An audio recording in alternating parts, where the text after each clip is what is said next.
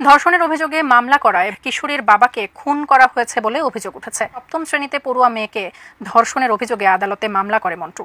সেই মামলায় ১ নম্বর আসামি জেলে থাকায় ওই আসামির বন্ধু এবং স্বজনরা তাকে হত্যা করেছে বলে অভিযোগ স্বজনদের। ধর্ষণ হয়েছে, সে থানায় মামলা করছে, এটাই তো স্বাভাবিক। সেটা কিন্তু বিচার পেলাম না, বরঞ্চ আরো দর্শক, মেয়েকে ধর্ষণ করেছে, 7 বছরের মেয়েকে। অবশেষে ধর্ষণ করার পরে আবার তার বাবাকেও হত্যা করে ফেলেছে সেই ধর্ষকরা।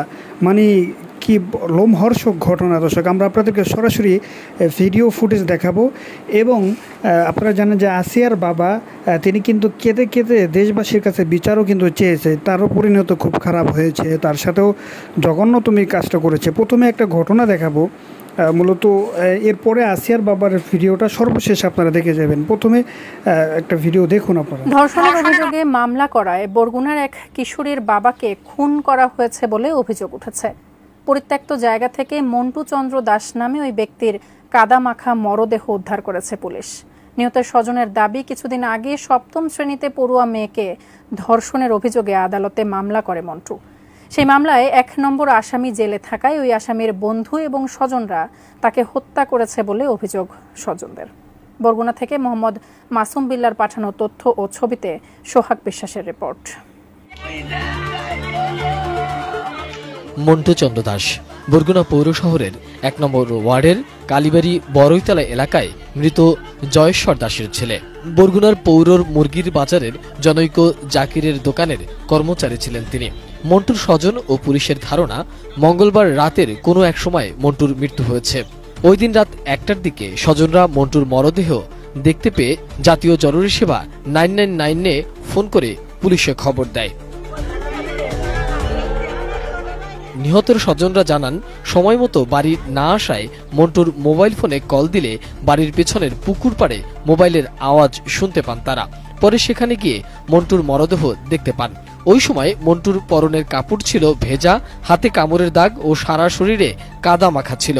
পরে পুলিশকে খবর দেওয়া হয়। পুলিশ ঘটনাস্থলে পৌঁছে মরদেহ উদ্ধার করে বরগুনা জেনারেল হাসপাতালের মর্গে প্রেরণ করে। কাঠ ও পিভিসি ম্যাটেরিয়ালের সংমিশ্রণে তৈরি আধুনিক আরএফএল উডিডো, কাঠের চেয়েও কঠোর। মই ভিডিও কল দেখছি কাকু, মই ভিডিও কল দেখছি। বাচ্চা থাকার মধ্যে আপন বলতে কেউ নাই, এমন কেউ নাই। যাতে কোর্টে সে সাক্ষী না দিতে পারে ভিকটিম হিসাবে, এই জন্য তাকে দমানোর জন্য তাকে মারা হয়েছে, যাতে আসামি পক্ষ খালাস পাইয়া যায়। যার মেয়ে ধর্ষণ হয়েছে, সে থানায় মামলা করছে, এটাই তো স্বাভাবিক। সে তার মায়ের বিচার চাবে, কিন্তু আমরা কিন্তু বিচার পেলাম না, বরঞ্চ আরো একটি হত্যা পেলাম। ছোট ছোট 3টে মেয়ে এবং বউ এবং মা, মানে সবাই এখন অনাহারে আর কি। এদের দেখার মতো আর কেউ নাই, মানে ফ্যামিলির পুরো পথে বসে গেছে। আর এই যে ফ্যামিলির একমাত্র আয়ের সম্বলই ছিল সে। আমি দৌড় দিয়ে ঘটনাস্থলে গেছি, সে রাত্র 1টা থেকে এখন পর্যন্ত স্টিল আমি আসি, কারণ ওর মতো ভালো ছেলে আমার এই এলাকার নাই। আর আমি এরা এই যে ঘটনা ঘটছে তীব্র নিন্দা জানাই এবং এটার সুস্থ সুন্দর বিচার করে আমরা এটা ফাঁসি চাই। পুলিশ ধারণা করে মামলা সংক্রান্ত বিরোধের জেরে হত্যা হতে পারে। মরদেহের প্রাথমিক সুরতল তদন্তের বিষয়টি হত্যাকাণ্ড হতে পারে বলে জানিয়েছে বরগুনার অতিরিক্ত পুলিশ সুপার আব্দুল হালিম। সন্দেহ যাদের হবে তাদের আমরা পুলিশ হেফাজতে নিয়ে জিজ্ঞাসাবাদ করব। এটা হলো একটা মানে নিয়ম। এটা কিন্তু কোনো গ্রেপ্তার না, জাস্ট পুলিশ হেফাজতে নিয়ে জিজ্ঞাসাবাদ, যে তাদের জড়িত থাকার কোনো সম্ভাবনা যদি থাকে সেক্ষেত্রে আর কি। তো যদি জড়িত থাকার প্রমাণ পাওয়া যায় সেক্ষেত্রে আমরা কিন্তু তাদেরকে গ্রেপ্তার করব। তো ওই ঘটনায় মন্টু যে মারা গেছেন ওনার ঘটনায় আমরা 4 জনকে হেফাজতে নিয়েছি এবং তাদেরকে জিজ্ঞাসাবাদ করে পরবর্তীতে যাচাই বাছাই করে ব্যবস্থা নেব। এই ঘটনায় দোষীদের বিচারের আওতায় আনার দাবি এলাকাবাসীর।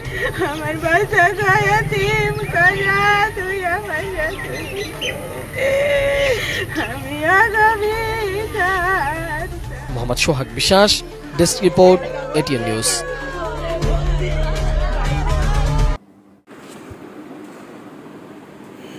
হ্যাঁ, যে দর্শক, আপনারা ইতিমধ্যে আমাদের স্ক্রিন থেকে সরাসরি ভিডিও ফুটেজগুলো আপনারা দেখতে পেয়েছেন। আপনাদের অবশ্যই মূল্যবান মতামত জানাবেন। তবে আসিয়ার বাবার যে কান্না জড়িত কণ্ঠে শেষ মুহূর্তে তিনি কি বলে গিয়েছে সেটাও আমরা আপনাদেরকে এক নজরে দেখানোর চেষ্টা করি। তো চলুন আমরা সর্বশেষ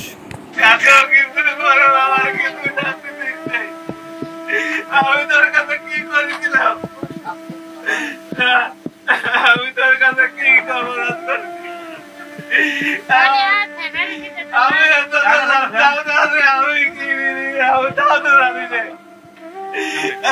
কি করবো আমি পরে বুঝতে পারিনি রে, একবার মতো বুঝতে পারিনি রে আমার মুখ দেখালে কি হয়।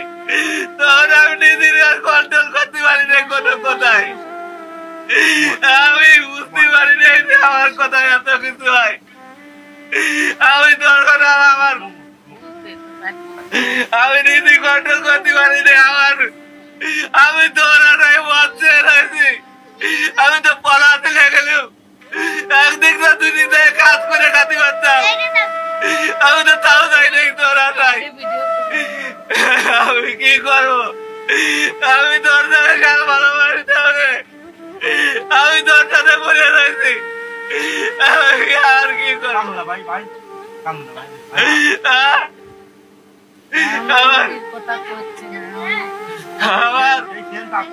আমার আমি তো আমি খারাপ কাজ, আমি খারাপ হই, আমি অনেক খারাপ কাজ করলাম ধরে,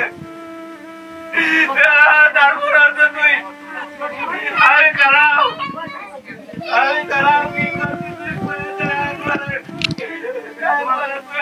খারাপ কথা বলতে পারছি।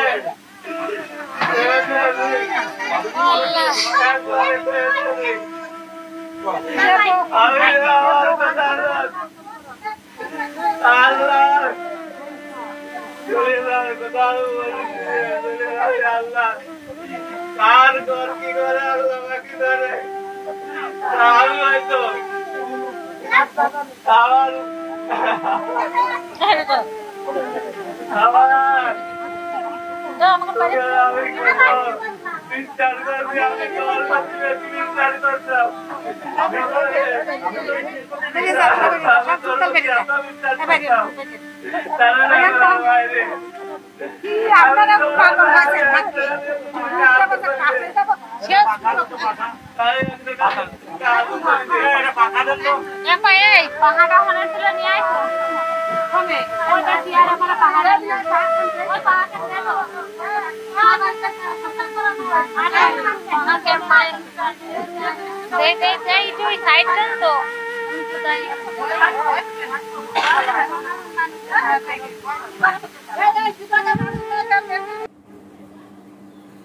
হ্যাঁ দর্শক, সর্বশেষ যে ভিডিও এটাও আপনারা আমাদের স্ক্রিনের মাধ্যমে দেখতে পেয়েছেন।